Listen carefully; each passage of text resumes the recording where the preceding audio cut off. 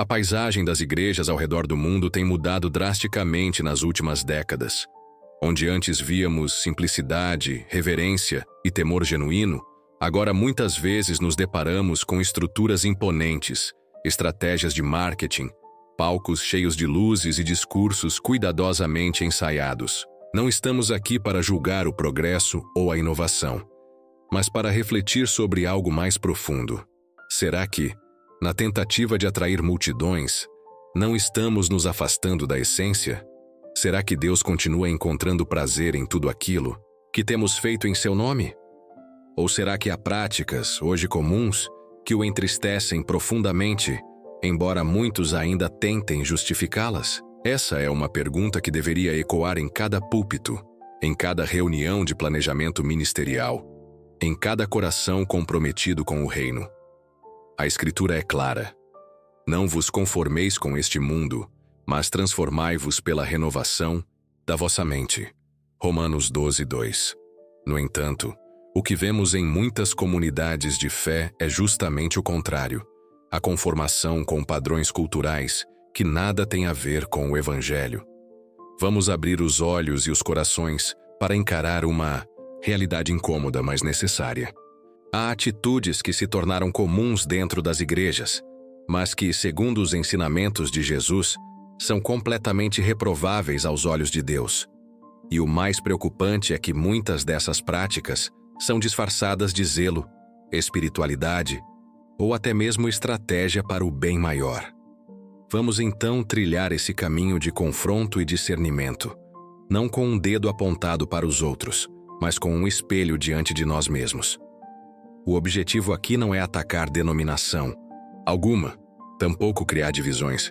O propósito é despertar a consciência espiritual adormecida, resgatar a centralidade de Cristo e relembrar que, acima de qualquer estrutura humana, o que realmente importa é se o Espírito Santo ainda habita em nosso meio. Você está pronto para esse mergulho? Porque nas próximas partes deste vídeo, vamos revelar 7 posturas modernas dentro das igrejas que, embora aceitas por muitos, são claramente reprovadas por Deus. Algumas delas são tão sutis que talvez estejam passando despercebidas até mesmo pelos líderes mais bem-intencionados. Outras são justificadas em nome da eficácia ministerial ou da adaptação cultural, mas na prática estão corroendo os alicerces espirituais da comunidade. E como tudo que é verdadeiro começa na luz, vamos abrir os olhos. Afinal, Deus não se impressiona com palcos, cifras ou discursos bem elaborados. Ele procura por corações quebrantados e por adoração em espírito e em verdade. Se você também sente que algo está fora do lugar, que há uma saudade da presença real e transformadora de Deus nos cultos, então este vídeo foi feito para você. É doloroso admitir, mas muitos púlpitos hoje se tornaram vitrines. A preocupação deixou de ser o que Deus deseja falar para o povo e passou a ser a performance do pregador, a entonação da voz, o número de visualizações nas redes sociais, a quantidade de seguidores, o estilo de roupa, o carisma diante da câmera.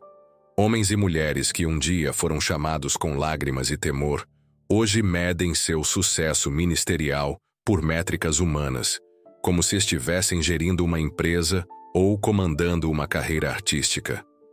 Mas o Evangelho não é espetáculo. Nunca foi. Quando Paulo escreve aos Filipenses, ele deixa claro: nada façais por contenda ou vanglória, mas por humildade. Cada um considere os outros superiores a si mesmo. Filipenses 2:3.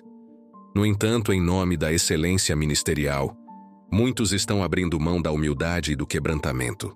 E o mais grave, ensinam os mais novos a seguir esse mesmo caminho, como se a aprovação do público fosse sinônimo da aprovação de Deus. Não se trata de criticar a tecnologia ou os recursos modernos. Deus pode usar todas as ferramentas, mas há uma diferença entre usar a tecnologia para comunicar a verdade e usar a verdade como escada para alimentar o ego. Muitos ministros começaram com um coração puro, mas se perderam no caminho. A glória que deveria subir aos céus passou a ser retida nos palcos. A audiência tomou o lugar da presença de Deus. E no silêncio da alma, muitos já não ouvem mais a voz do Espírito. Você que lidera, que canta, que prega, que grava vídeos, não se perca nesse labirinto. Lembre-se, um vídeo com milhões de visualizações pode ser vazio de unção. Um culto com multidões pode estar completamente ausente da presença de Deus. A aprovação dos homens é sedutora, mas é a aprovação do céu que sustenta a alma. E a igreja, como corpo, precisa voltar a valorizar o que realmente importa. Quando foi a última vez que você sentiu o chão tremer com uma palavra que rasgou seu coração? Quando foi a última vez que alguém subiu ao púlpito com o rosto banhado, em lágrimas, por saber o peso do que estava prestes a entregar? Precisamos voltar a essa essência. Agora, antes de continuarmos com a próxima verdade profunda, quero te fazer um convite sincero. Se este vídeo está despertando algo em você, se você sente que há algo diferente aqui, se inscreva no canal agora. Aqui, nós não estamos buscando fama nem aplausos. Estamos reunidos por uma causa: reacender o fogo da presença de Deus em cada coração. E isso só é possível com você caminhando junto. E me conta uma coisa nos comentários. Qual foi a última vez que você sentiu que Deus falou com você dentro de uma igreja? Fala comigo. Compartilha aqui. Sua experiência pode fortalecer alguém que está quase desistindo da fé. Vamos juntos criar uma corrente de testemunhos sinceros para mostrar ao mundo que ainda há pessoas com sede do verdadeiro evangelho. Não. É exagero dizer que muitos altares se tornaram balcões de negócios. As palavras são polidas, espirituais, até mesmo emocionantes. Mas por trás do discurso revestido de unção, há uma transação velada acontecendo. O milagre virou produto. A bênção virou moeda de troca. A fé foi reduzida a um investimento. E a resposta de Deus passou a ser condicionada ao valor que alguém deposita em um envelope. Em algumas igrejas, há mais máquinas de cartão do que Bíblias abertas. E não se trata de julgar o uso de recursos modernos. O problema é quando esses recursos substituem o altar pela contabilidade, quando o momento de oração é interrompido por uma palavra profética que só se confirma depois da oferta, quando a promessa de uma porta aberta é acompanhada do número exato que deve ser ofertado, como se Deus fosse um gerente de banco e não o Rei dos Reis. O Senhor Jesus, ao entrar no templo e ver os cambistas, os mercadores e toda a estrutura que havia se instaurado ali em nome da religião, não ficou em silêncio. Ele virou as mesas. Ele fez um chicote com cordas. Ele expulsou a todos e gritou: "Minha casa será chamada casa de oração, mas vós a tendes convertido em covil de salteadores." Mateus 21:13. Hoje, muitas casas de oração estão voltando a ser covis. E não se trata só de dinheiro. Há líderes vendendo status espiritual, cargos, acesso a lugares sagrados. Basta estar disposto a pagar o preço. Não o preço do jejum ou da santificação, mas o preço financeiro. A igreja virou vitrine. Os dons espirituais, uma prateleira. E muitos inocentes, feridos e desesperados acabam comprando com o pouco, que tem uma esperança que nunca chega. Mas o reino de Deus não está à venda. A salvação é gratuita, embora tenha custado o sangue do Cordeiro. Os milagres são expressão da graça divina, não resultado de barganha. E quem manipula a fé para lucrar com a dor do próximo está cavando um abismo entre si e o próprio Deus. É tempo de denunciar com amor, mas com firmeza, de abrir os olhos do povo, de ensinar a verdade, mesmo que isso custe seguidores, aplausos ou convites. Porque no final, só permanecerá aquilo que foi construído sobre a rocha, e a rocha é Cristo. A você que já foi ferido por esse sistema, que sentiu vergonha por ter confiado e se decepcionou, saiba que o erro não está em crer. O erro está em quem usou sua fé como moeda. Deus ainda vê o seu coração, e Ele é justo. Ele cura as feridas que os falsos profetas abriram. Ele restaura a confiança que os mercadores da fé destruíram. Basta voltar-se a Ele com sinceridade, e o próprio Espírito começará a ministrar cura onde houve exploração. A atmosfera em algumas igrejas modernas se assemelha mais a um show de entretenimento do que a um ambiente de adoração. Luzes piscando, fumaça no altar, aplausos programados, slogans criativos e coreografias ensaiadas tomam o lugar do quebrantamento, do silêncio sagrado e da reverência diante da presença de Deus. O culto, que deveria ser um momento de profunda comunhão com o Criador, virou uma performance para agradar plateias e gerar engajamento em redes sociais. Há líderes que se preocupam mais com o número de seguidores no Instagram do que com a quantidade de almas que estão sendo salvas. Pregadores que estudam mais sobre persuasão emocional e gatilhos mentais do que sobre as escrituras sagradas. Corais que se preocupam com a harmonia vocal, mas esqueceram o espírito. Teatros e dramatizações tomam o púlpito, enquanto a pregação expositiva da palavra é deixada de lado por ser difícil demais ou não viralizar. Não há pecado em usar recursos visuais. O problema é quando eles substituem a essência. Quando há mais foco no impacto visual do que na presença do espírito. Quando a emoção é fabricada.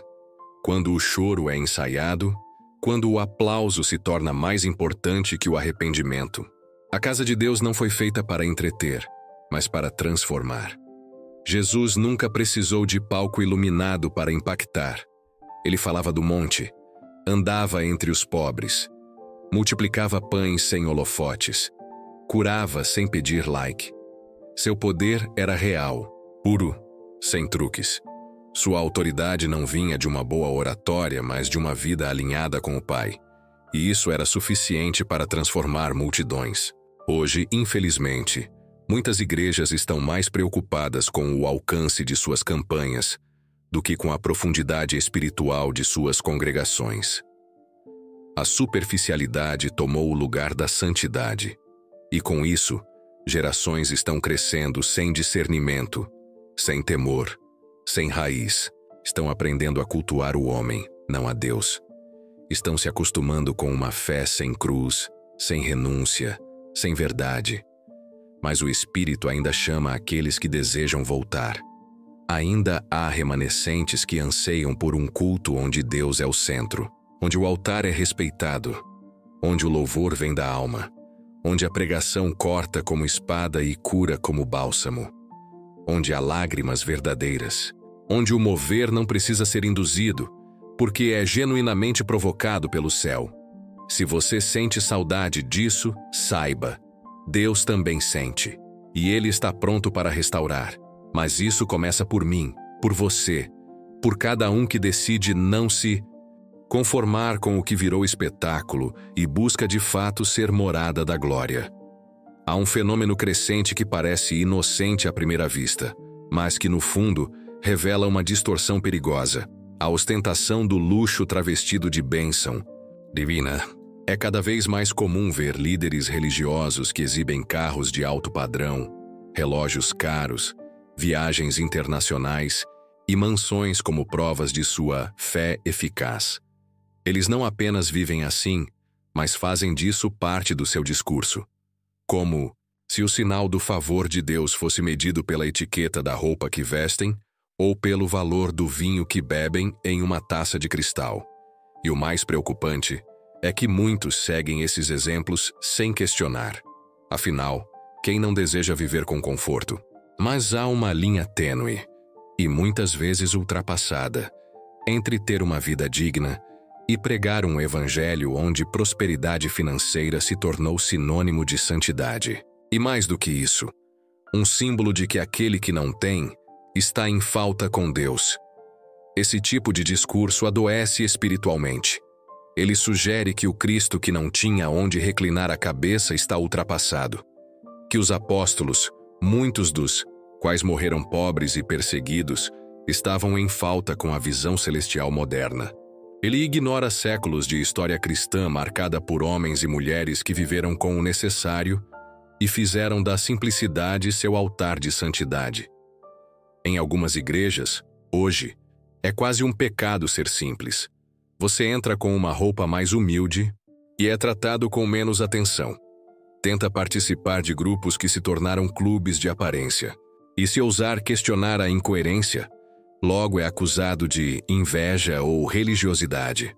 A vaidade tomou os púlpitos, e com ela vieram também os escândalos, porque onde há idolatria pelo dinheiro, há corrupção.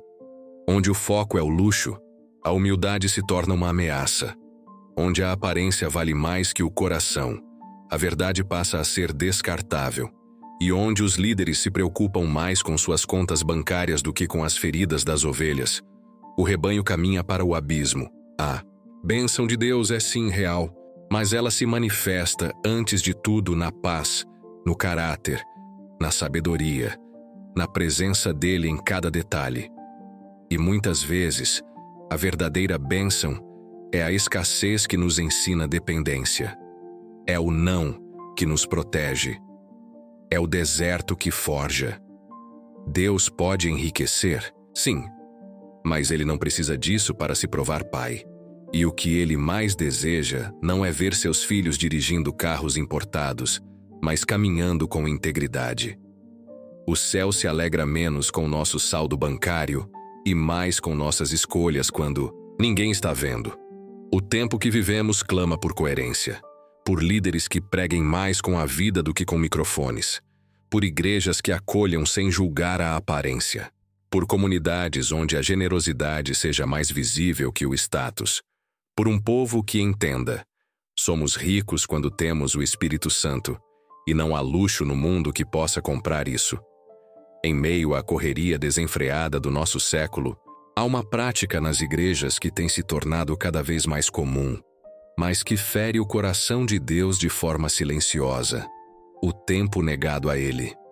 Sim, muitas igrejas dizem amá-lo, servi-lo, segui-lo, mas na prática o colocam como última prioridade. Cultos apressados, orações mecânicas, leituras bíblicas substituídas por mensagens motivacionais. Tudo isso sinaliza uma inversão de valores. Antigamente, o domingo era um dia inteiro dedicado à adoração.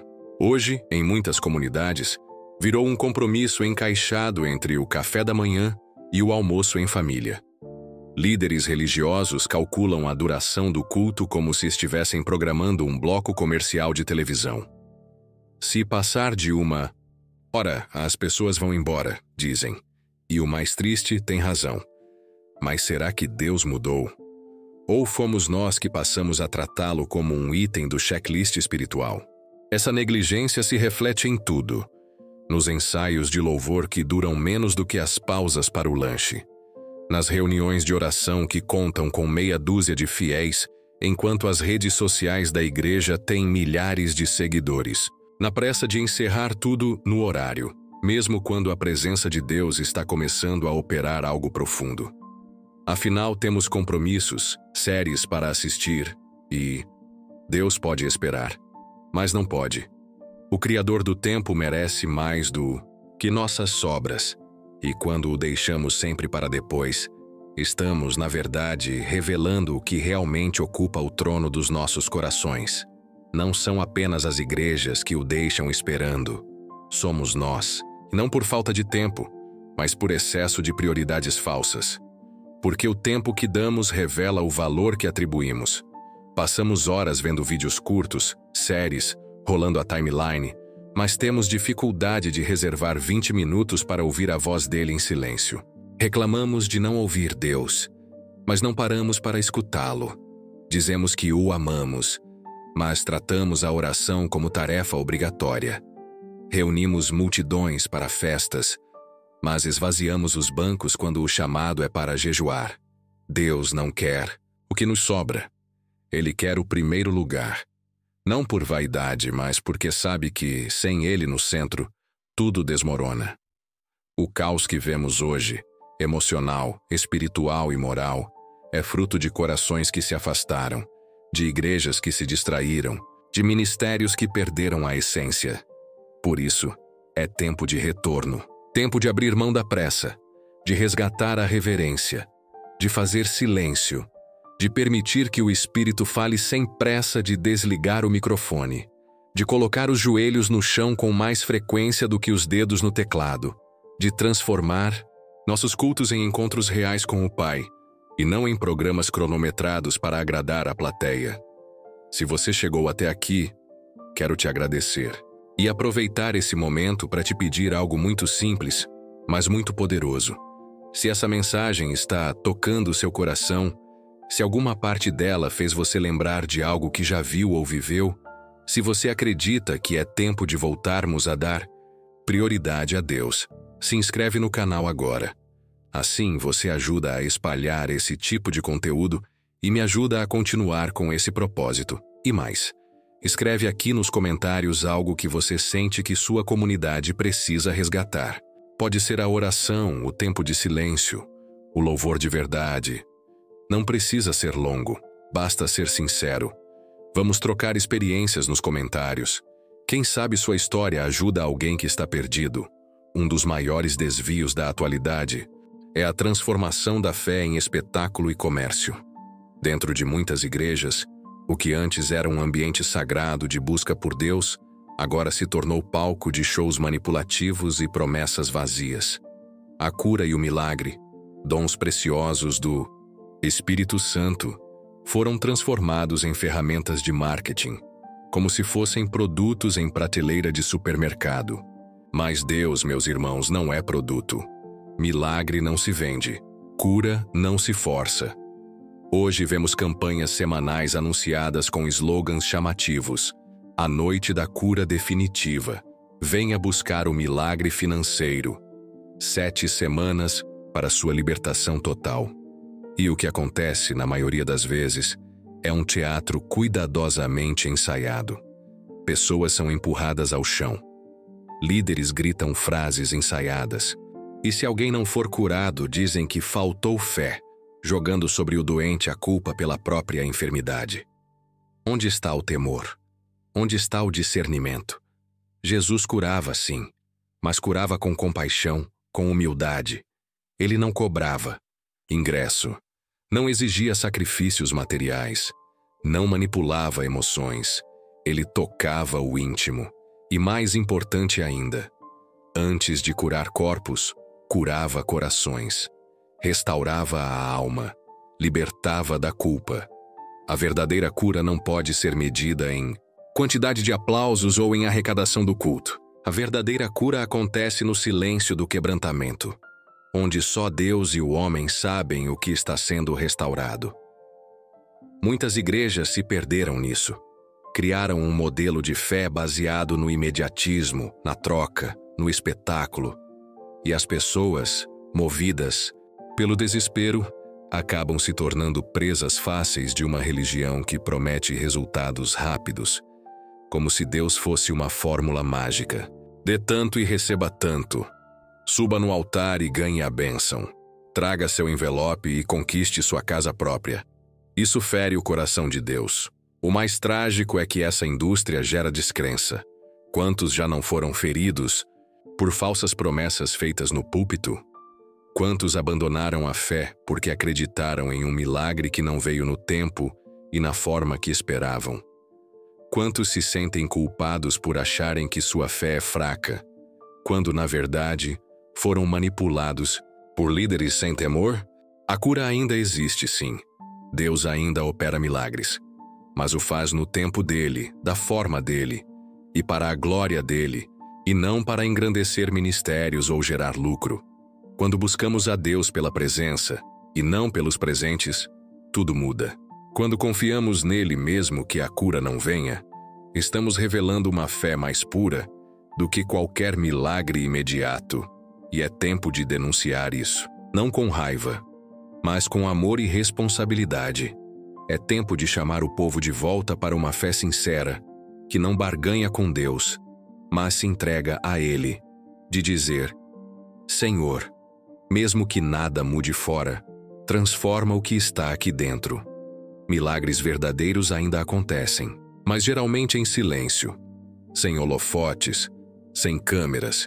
Eles acontecem quando o coração se rende, quando alguém perdoa, quando uma alma se liberta do orgulho, quando a lágrima escorre em adoração e não por performance. E você? Já presenciou ou viveu algo assim?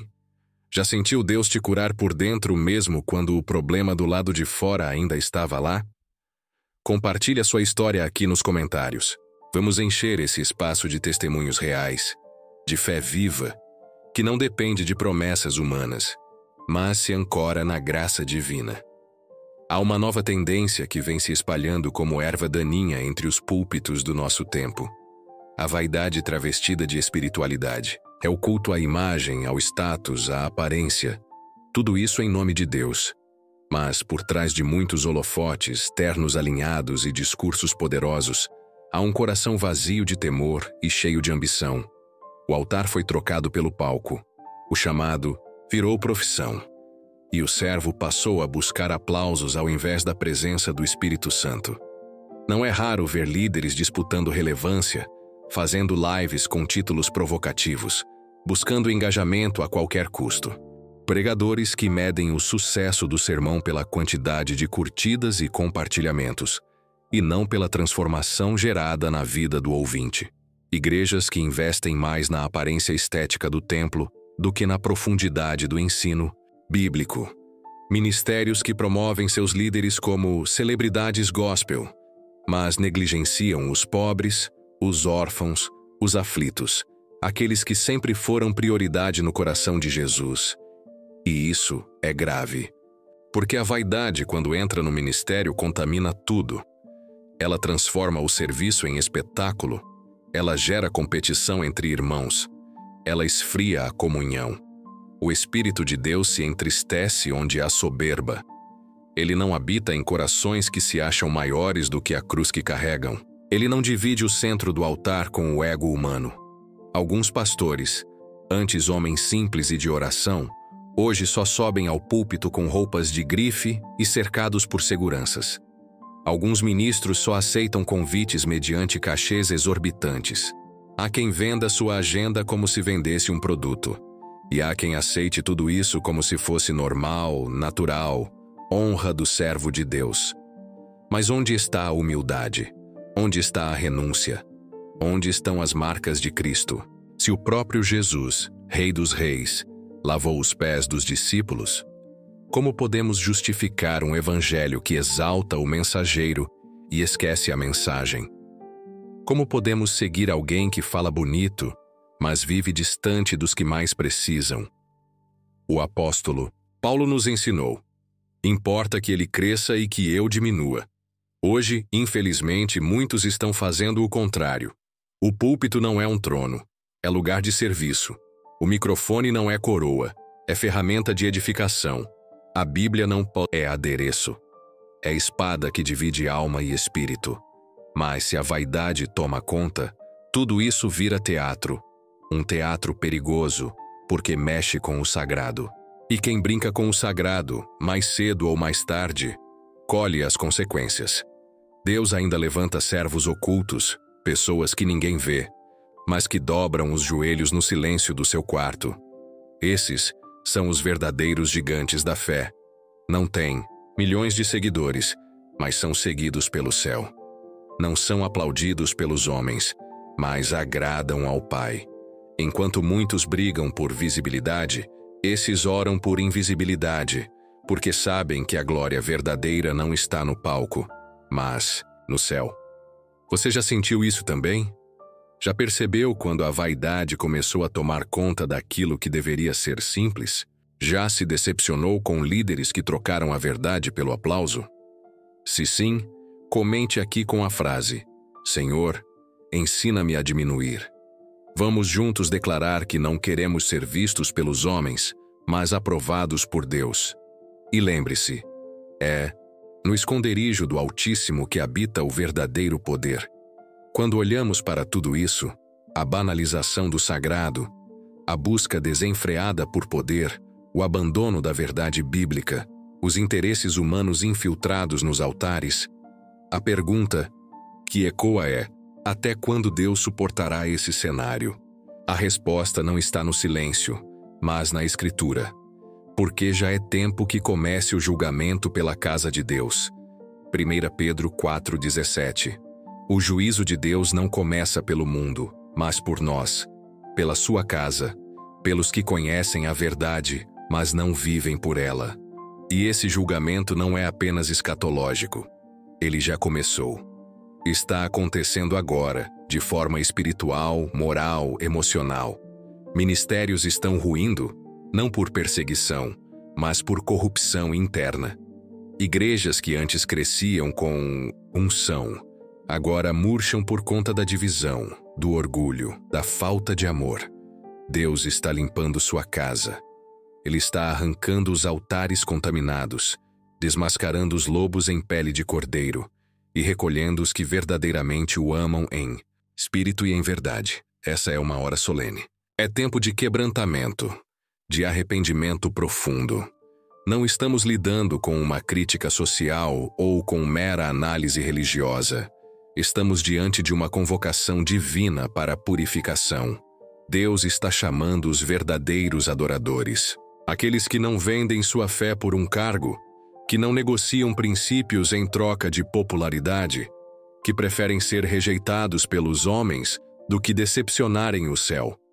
O Senhor procura fiéis, fiéis no pouco, fiéis no anonimato, fiéis na dor, fiéis na obediência. O que você tem feito com o chamado que recebeu? Tem vivido para agradar a Deus ou para manter uma imagem diante dos outros? Tem se alimentado da palavra ou das opiniões alheias? Tem carregado a cruz ou apenas posado com ela?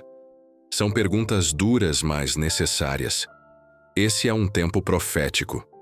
Um tempo em que os olhos espirituais estão sendo abertos. Em que muitos que estavam cegos por religiosidade agora enxergam a luz da graça.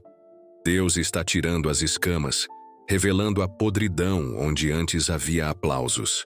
Mas, ao mesmo tempo, Ele está restaurando corações quebrantados, levantando os que estavam caídos, curando os que foram feridos por sistemas distorcidos.